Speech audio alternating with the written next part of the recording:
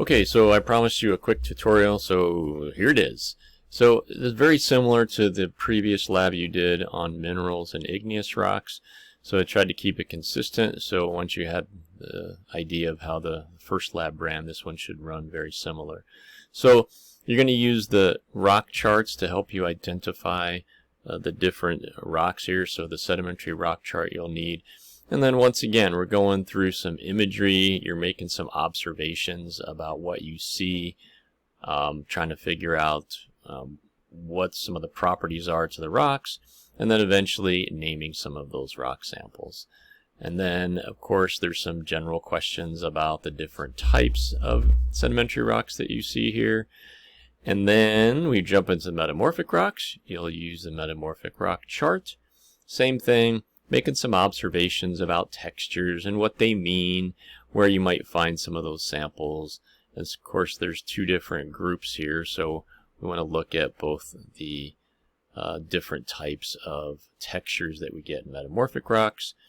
And then finally, as you come down through here, you're going to jump into the map, just like you did in the previous one. So make sure that you use this KMZ file and not the one from before, because remember, if you open up files in Google Earth, they'll stay there a lot of times. When you close Google Earth, sometimes it'll ask you if you want to save it.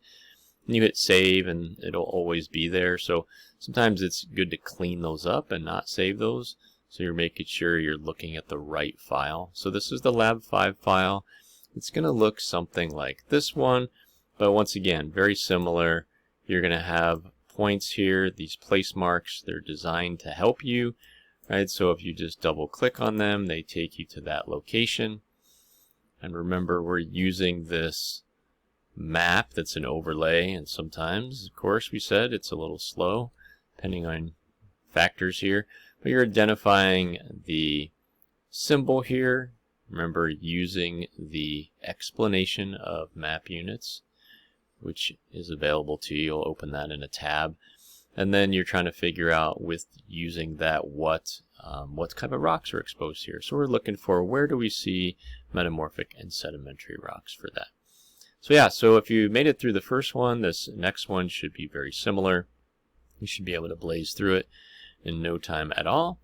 And so, but like I always say, of course, if you get into trouble or you're unclear about how to work through the lab, or there's some information you're not understanding, please give me an email and contact me, and then I can give you some help. All right, good luck.